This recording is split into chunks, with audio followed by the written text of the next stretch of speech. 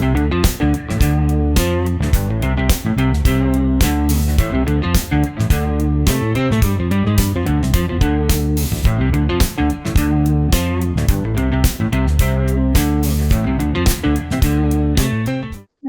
Okay. So it's very nice to be here, and let me start sharing the screen. Okay. Mm,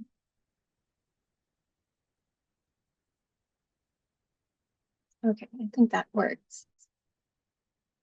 All right. Hi everyone. My name is Lynn. Like be introduced, I have been trying to focus on accessibility for the last year, and accessibility is a very interesting topic that are overlooked and oftentimes deemed not important in our world, sadly.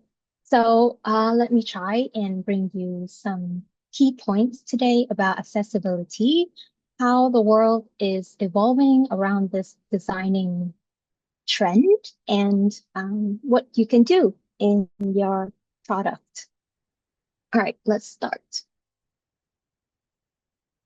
So, fortunately, we do have the internet, and for the last 20 years, it has been doing a good job connecting the world, right? But it has also flattened the audience.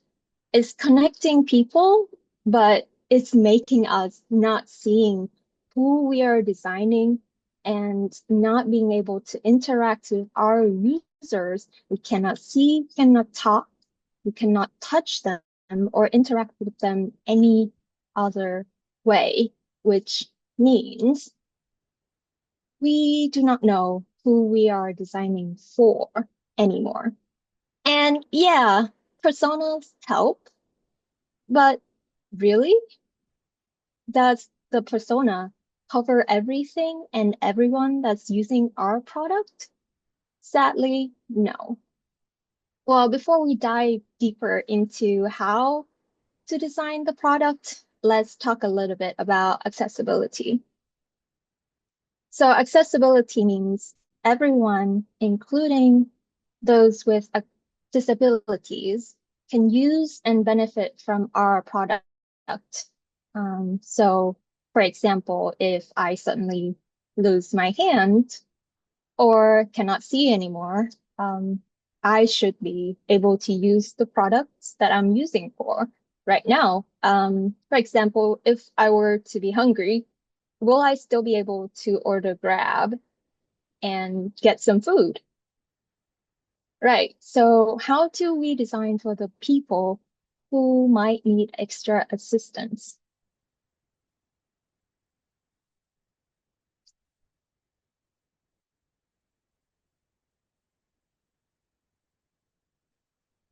Okay, so talking about the physical world and the digital world, sometimes when the night falls, we have lower light environment.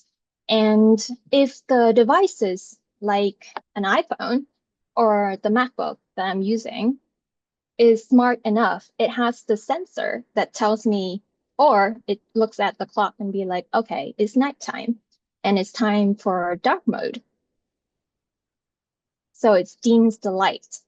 In the physical world, we can turn on our actual lights or we turn them off to adjust our environment. But on the digital world, we right now only have the dark mode and light mode. And dark mode is a very hard mode to design for. It can easily strain our eyes because we might use colors that are not suitable for looking in the dark.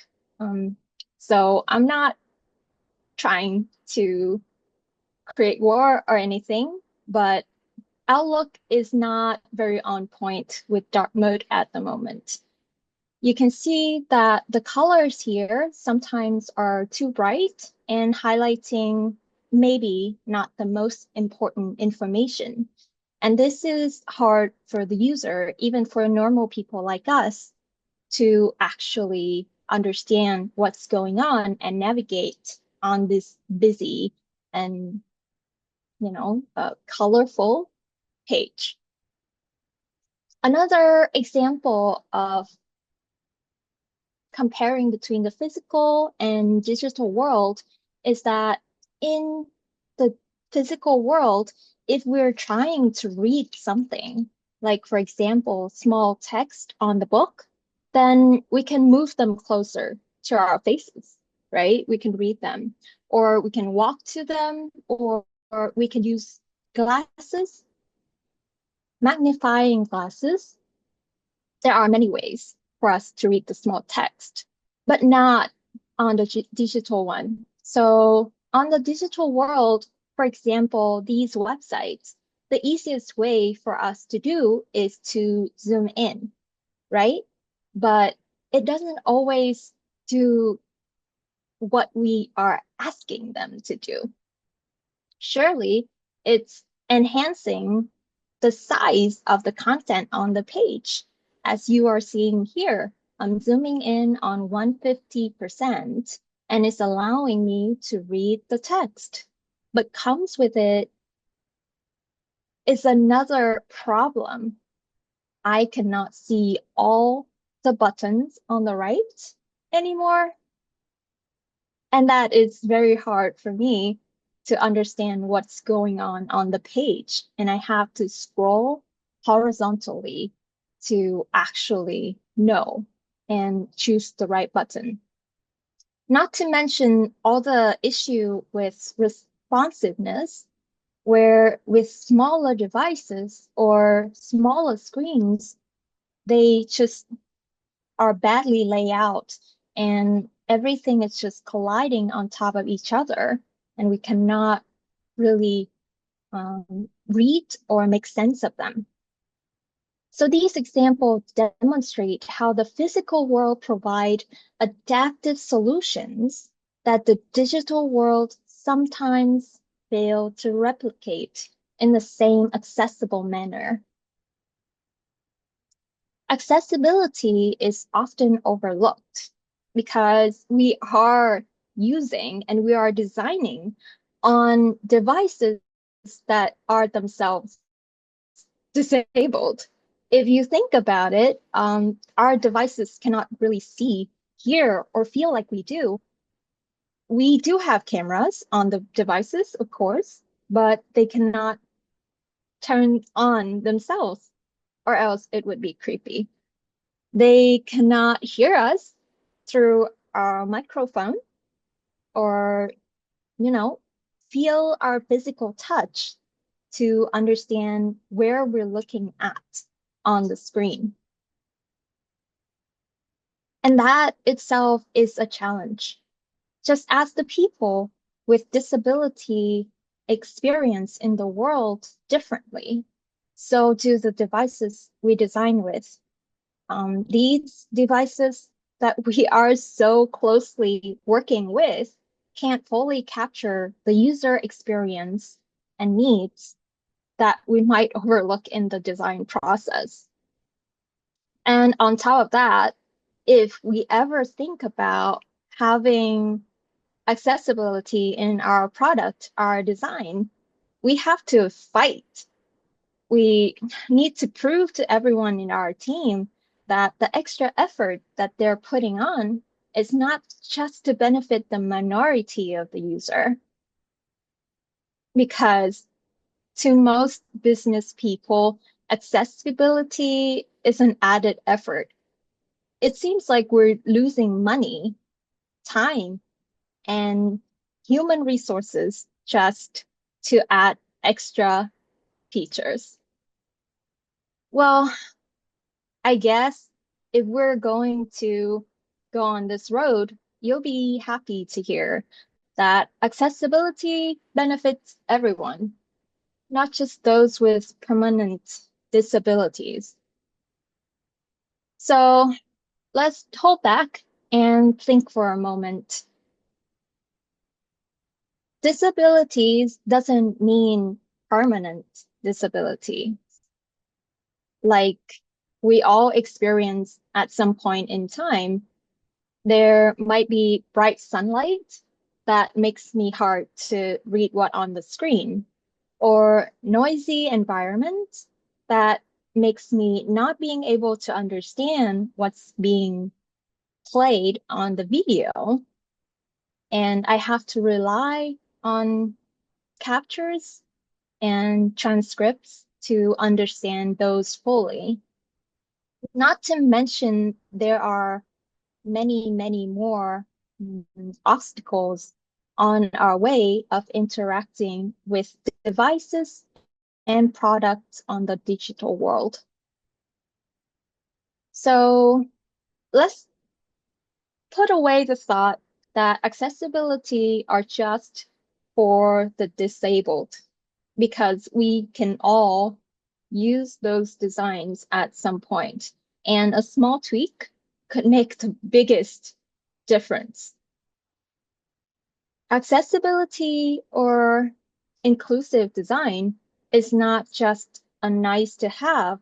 To businesses, it can open new markets, reach broader audience, enhance user satisfaction, and drive brand loyalty over the long term. And you might question, accessibility, open new markets, and drive brand loyalty? Hmm, it seems like it's too much to ask.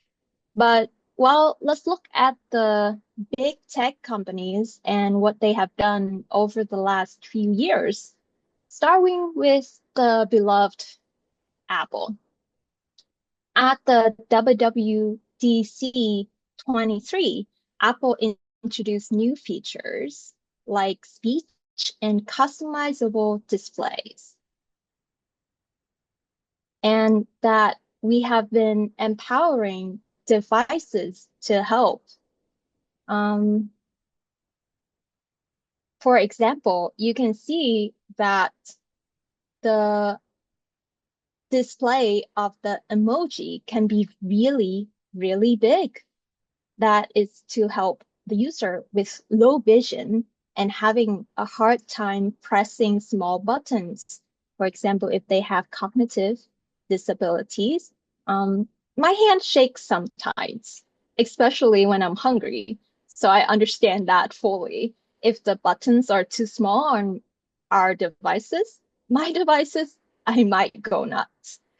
Another feature that they have been introducing is live speech and personal voice, which are mainly to help the user to pass the message faster. So with thoughtful design decision, Apple have been the leading tech company for, I think, since forever. And we cannot say that accessibility makes it less lovable. If anything, we as children tend to buy iPhones for our parents and our loved one, and we will hope them being able to use the devices, having an easy time, especially when they're getting older and weaker. So if we're talking about brand loyalty, I think we have a clear win here. Besides Apple, other big tech companies are joining in the race to lead the charge in accessibility. For example, Meta has been collaborating with Ray-Ban to have the sun blocker with AI smart glasses. So it's actually blurring the lines between the physical and digital world.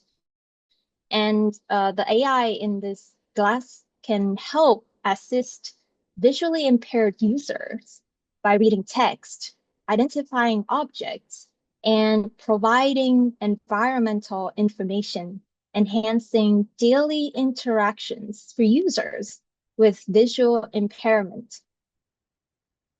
Surely we cannot look at this and be like, only the blind people can use this. It's no use for me. It's such a waste of research and development. Well,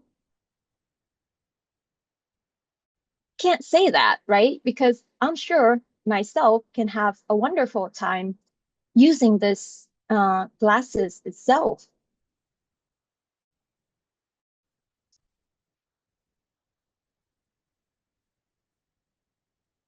Into the future, well, I'm sure you're not a stranger to AI and XR. We're making experiences more inclusive, personalized, and supportive. What you are looking here are the keyboards for blind people. I cannot imagine how much time it would take me to learn how to use these if I unfortunately lose my vision. With AI and XR, the task is now much easier that we, as users, can just talk to the devices. Okay, I know it's boring. It could be, right? Because I'm talking too big. What can you do to your product? Well, small, manageable changes can be the biggest difference. Take it from me. I work for a B2B system with various dashboards, and I jumped into the challenge with making color palettes for colorblind people. It was a very hard task. Look at what you're seeing on screen. There are four main color blindness, and for each of them, we need at least one color palette for them to see what's happening on the dashboard. So it was not easy for me to chew that task down. So I would say start with contrast. Everything is about contrast. Contrast between colors, of course. The bigger contrast it is, the easier it is to see. So we can read more about this and try to aim for the AA or AAA level in contrast for the best result. Another thing is the contrast ratio between text sizes and the devices. So sometimes we see that on responsive websites, the smaller the devices, the smaller the text, but it actually shouldn't be the case. So you can optimize your text with different tests and see for yourself if it's actually working. Finally, just take the first step. I know it can be overwhelming, but over time, you'll see how your work become more inclusive and valuable to a wider audience. Thank you.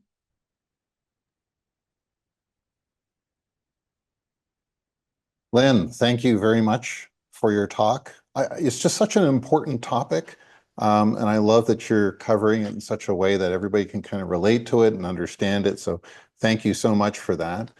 There are a couple of questions that we have for you, so I'm looking forward to your response. The first is, I don't know, I'm always so surprised about how many companies kind of leave accessibility as an afterthought, or Oh, maybe not at yes, all. And that's not particular regions or part of the world. This is a large chunk of the world that just doesn't take it seriously and sees it more as a cost and an impedance rather than a benefit, and probably not realizing the human and monetary benefit that they can gain from that. So I'm absolutely. kind of, yeah, I'm kind of wondering your thoughts, Lynn, about, I don't know, convincing these businesses it's a worthy investment to do properly. And so I guess I ask, if you're in the meeting room with them Yeah, and the discussions come up, what are some of those key points that you would really zero in on to persuade them that this is the right thing to do, both from a user standpoint, but from a business standpoint, I know you kind of touched on this, but if you had to be in that room, because maybe many people are in the room and they're not sure what to say to kind of drive the accessibility conversation forward, what's your thoughts?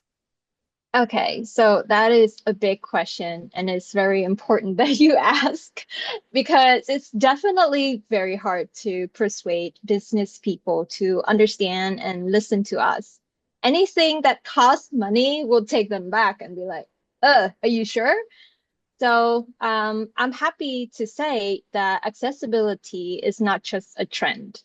It's actually becoming a must in the US and the UE, the Europe continent, is becoming laws that the digital products has to pass certain level of accessibility, complying to different laws in different states or countries. But onboarding on the basic level of accessibility. So the longer you wait and, implement, the bigger cost is going to take you in the future.